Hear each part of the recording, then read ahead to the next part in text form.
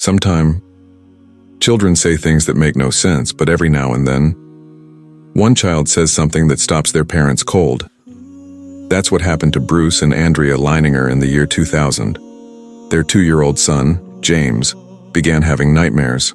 Not just any nightmares, but ones so vivid, so specific that they would lead to one of the most unsettling investigations into possible reincarnation ever recorded.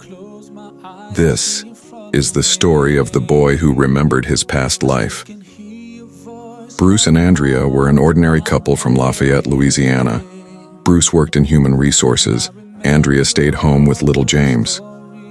Life was peaceful until James turned 2. One night, Andrea woke to the sound of her son screaming.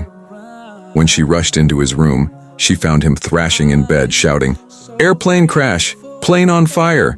Little man can't get out!" At first, they thought he'd just had a bad dream. But the next night, the same thing happened. And then again, and again. Every night, the same terrifying words. "Plane crash! Little man can't get out!"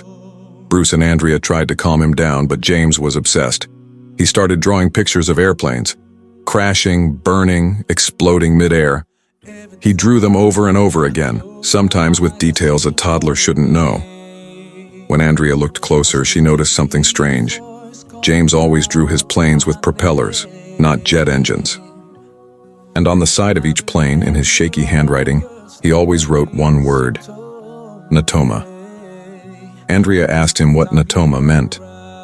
James looked at her and said, "It's where my plane took off from." She asked who the little man in his dreams was. He said softly, "Me." Bruce wasn't superstitious. He thought maybe James had seen something on TV, maybe a documentary or an old movie. So he started testing him. He showed James toy planes from different eras, modern jets, cargo planes, bombers. When James saw the World War II fighter called a Corsair, his eyes lit up. He pointed and said, "That's my plane, the Corsair. It got a flat tire all the time." Bruce later checked, and to his shock, Corsair planes really did have a reputation for blowing tires during landing. How could a 2-year-old possibly know that? Over the next few months, James's memories grew more detailed. He said he'd flown from a boat, not a big one, but a small aircraft carrier. He said it was called Natoma Bay. Bruce looked it up, and sure enough, there was an escort carrier in World War II named USS Natoma Bay.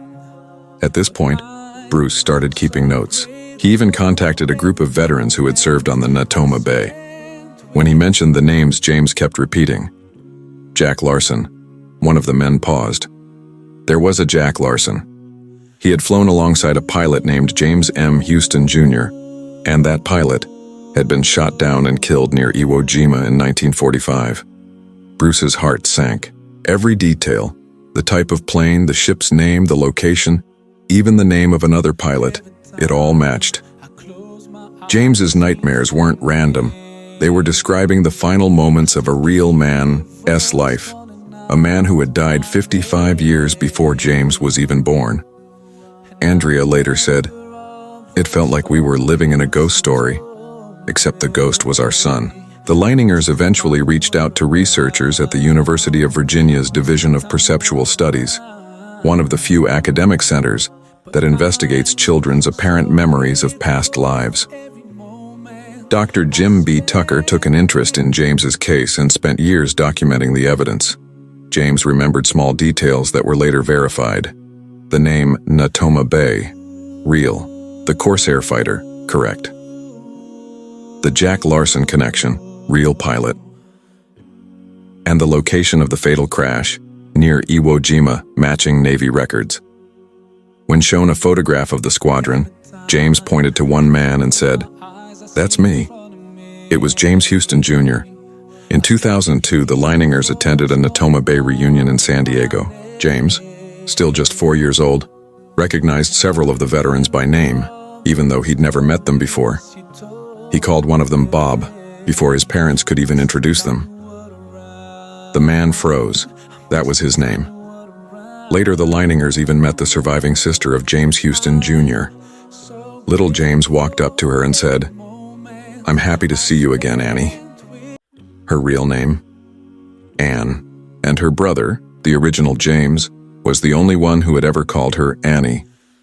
She burst into tears. The story spread like wildfire.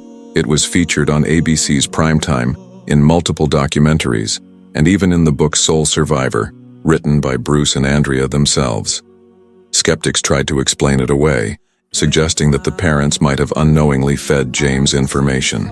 But researchers who studied the case firsthand said the amount of verified, historically accurate detail was beyond what could be explained by coincidence or suggestion alone. Dr. Tucker, who has studied hundreds of such cases, called James's story one of the most compelling American reincarnation cases ever documented. Today, James is an adult. He no longer has the same vivid memories he once did. But when asked if he still believes he was James Houston Jr., he pauses and says quietly, "I know I was. I just don't remember it all anymore." But sometimes, the details fit too perfectly. And when a 2-year-old boy describes a plane crash that actually happened, with names, ships, and locations that check out, you have to wonder, what if he's telling the truth? What if the soul really does remember?